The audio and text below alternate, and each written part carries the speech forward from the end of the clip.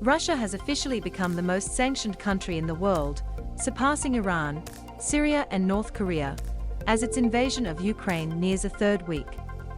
Key points: Russia is now subject to more targeted sanctions than Iran, Venezuela, Myanmar and Cuba combined. Russia is now subject to more targeted sanctions than Iran, Venezuela, Myanmar and Cuba combined. Experts say it's only a matter of time before Russians begin to feel the effects of sanctions. Experts say it's only a matter of time before Russians begin to feel the effects of sanctions. A Yale University list shows about 300 companies have withdrawn from Russia. The country has been subjected to over 5,000 crippling sanctions. According to data from Castellum.AI, 2,778 of which were introduced after February 22. In comparison, it took 10 years for Western nations to impose the same type of sanctions on Iran. Russia is now subject to more targeted sanctions than Iran, Venezuela, Myanmar and Cuba combined, according to the data. The next most sanctioned country is Iran with 3,616 targeted sanctions, followed by Syria with 2,608 sanctions, and North Korea with 2,077. Western countries have moved to target Russia's oligarchs, sovereign debt, President Vladimir Putin himself, and cut off most of Russia's banks from the SWIFT financial system, in retaliation for its invasion of Ukraine on February 24. Australia, the EU, Switzerland and Canada have implemented more expansive sanctions, which have targeted members of the Russian Duma, oligarchs, banks and companies.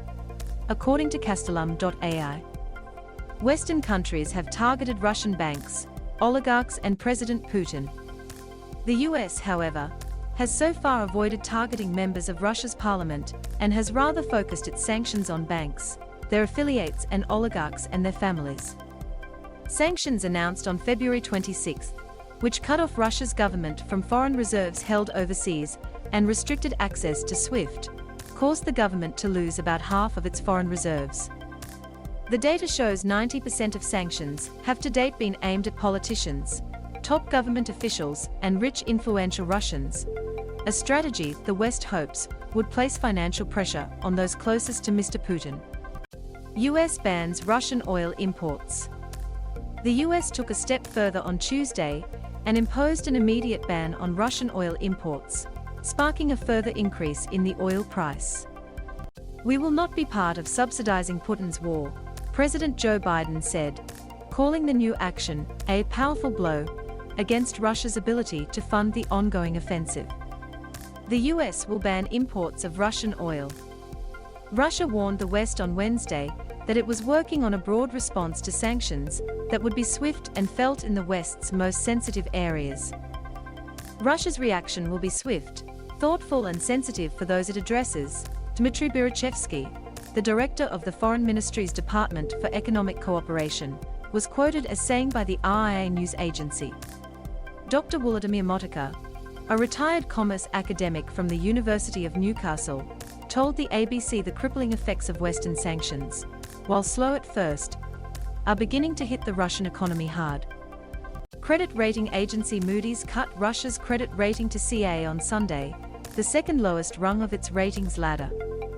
Moody's said its decision to cut Russia's rating was driven by severe concerns around Russia's willingness and ability to pay its debt obligations. Dr. Motyka said Russia could go into default in a couple of weeks if its credit rating declines further. A sovereign state that goes into default means that international finance that's got money to invest, that finance dries up, because it means in simple terms you don't want to invest in a country where it is highly unlikely that you'll even get your capital back, Dr. Motyka said. When a country reaches default status, you can basically say it, the economy is being knocked to the ground, problems just keep compounding. Companies suspend Russian operations. Many corporations have announced they will be suspending their operations in Russia. A list compiled by Yale University's School of Management shows about 300 companies have withdrawn from the country. They include airlines, luxury brands, popular car manufacturers, technology giants, and MasterCard and Visa. On Tuesday, McDonald's, Starbucks, Coca-Cola, PepsiCo and General Electric all announced they were temporarily suspending their business in Russia in response to the country's invasion of Ukraine. Our values mean we cannot ignore the needless human suffering unfolding in Ukraine, McDonald's president and CEO Chris Kempczinski said in an open letter to employees. The burger giant said it would temporarily close 850 stores, but continue paying its 62,000 employees in Russia, who have poured their heart and soul into our McDonald's brand. However, some companies and major hotel brands still remain in the country, according to the Yale University list.